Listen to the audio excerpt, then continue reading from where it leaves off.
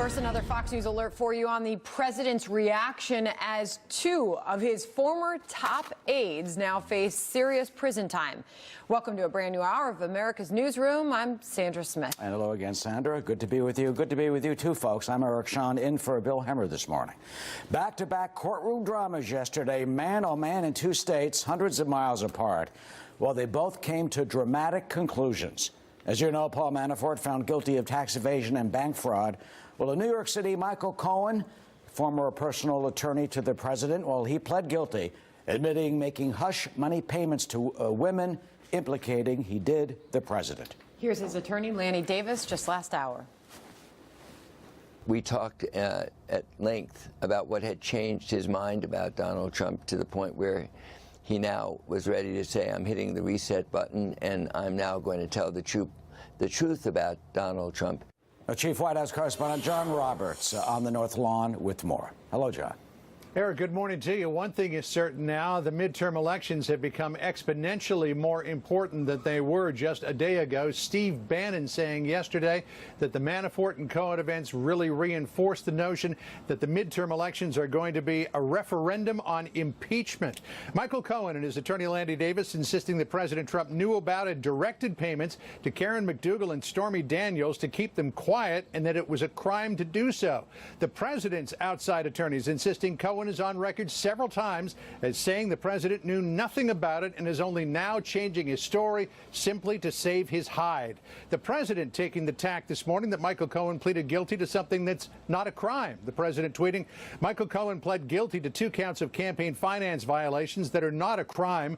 President Obama had a big campaign finance violation and it was easily settled. That settlement, though, was over missing a reporting deadline, not buying people's silence. The president also taking a personal shot at Cohen in another tweet saying, if anyone is looking for a good lawyer, I would strongly suggest that you don't retain the services of Michael Cohen. Cohen's attorney, Lanny Davis, told me after yesterday's court proceedings that the plea deal does not end this, that this is just the beginning, and that Cohen is willing to speak with investigators, including Robert Mueller, to make sure the truth about Donald Trump gets out. Listen to what he said earlier. I said that he had matters that would be of interest to the special counsel relating to pre-knowledge of computer hacking by Donald Trump, which, if true, would constitute knowledge of a crime committed by a foreign government in hacking our computers, which was part of the indictment of 12 Russians that the special counsel has already published. Davis is on record as saying that his client, Michael Cohen, does not want to be, quote, dirtied by a presidential pardon. But, Eric, I would hazard a guess that after what Cohen did to the president, a presidential pardon is not something he has to worry too much about. I would second that, John, absolutely. Meanwhile, the president has quite a different reaction, sympathy for Paul Manafort. Yeah, I mean, the Manafort verdicts yesterday, even though the jury was hung on 10 counts, clearly a boost for the Robert Mueller investigation. The president yesterday, when he touched down in West Virginia for that big campaign rally, saying that he feels badly for Manafort, but separating himself from it, saying this has all to do with cases that is more than a decade old regarding tax fraud and finance violations and nothing to do with him. Listen to what the president said. I feel very sad about that. It doesn't involve me, but I still feel, it's a very sad thing that happens. This has nothing to do with Russian collusion. This started as Russian collusion. This has absolutely nothing to do. This is a witch hunt, and it's a disgrace. A lot of talk this morning floating around Washington about possible impeachment proceedings. The Democrats would need to pick up 24 seats in the House of Representatives to take control so that they could begin impeachment proceedings. But even if the president were impeached, Eric, the idea of him getting convicted in the Senate, highly unlikely because you would need a 2/3 vote to do that. Eric? All right, John. Thanks so much. Sandra? For more on all this, let's bring in Mark Thiessen, columnist of the Washington Post, Fox News contributor and fellow at the American Enterprise Institute. Mark, good morning to you.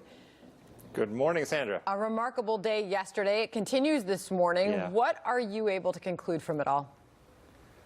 I mean, it was just a dramatic news day. You basically had a split screen almost of the Manafort guilty verdict and the Cohen guilty plea happening all at the same time. So obviously it's dominating the news and it's big news, but I don't think it's quite as momentous as some of Trump's critics are hoping it's going to be. I don't think the president is going to be convicted or impeached of illegal campaign finance payments to Stormy Daniels. I mean, first of all, Michael Cohen is not exactly the most credible witness. But let's say that he does provide evidence that Trump did order him to make those payments. That's not enough to say that he committed a crime. He would have to prove not only that he ordered the payments, but that they were for the purpose of influencing an election. Trump could very easily say, I wanted to keep it from my wife. I didn't want my kid to know. If there's other credible reasons why he might have done it, then it's not so clear that he committed a crime. And then third, the Justice Department is not going to prosecute him because Mueller is working under Justice Department guidelines, which say the sitting president can't be prosecuted. So what's going to come is it's going to go in the lap of Congress. And as John just pointed out, even if the Democrats take back the House and take back the Senate, there is no way that 2/3 of the United States Senate is going to convict the President of the United States and impeach him because of a payment to a porn star. Lanny Davis, Michael Cohen's attorney, was on with us last hour and said this. The donations given to keep quiet to women, which Mr. Trump wasn't willing to sign those checks himself. He directed Mr. Cohen to make those hush money payments, is a federal crime. And if Michael Cohen, with the prosecutors in New York agreeing, admitted to that, then certainly Donald Trump is guilty of the same crime. Is the president in serious legal trouble, Mark?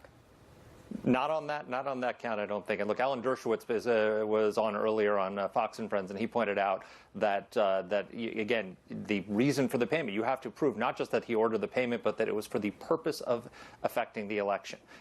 It wasn't to keep it from his wife. It wasn't to keep it from his kids. If there are other credible reasons why he did it, it's not so clear that it's a federal election crime.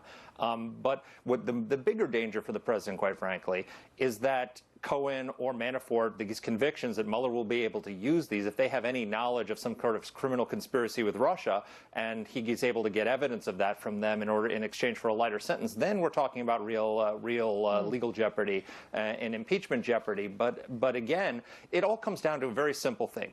Did Donald Trump engage in a criminal conspiracy with Russia, or didn't he? If he did, the truth is going to come out, and he's toast. If he didn't do it, then all of this is just a lot of smoke and noise, signifying nothing. Because if he didn't do it, he's not going to be impeached. He's not going to be convicted for giving money to Stormy Daniels. Great to get your thoughts this morning, Mark Thiessen. Thank you.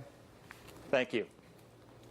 We will have more on this later in our hour. Special report anchor Brett Baer, who was in the middle of all this last evening with all the breaking news. He will join us live to talk about the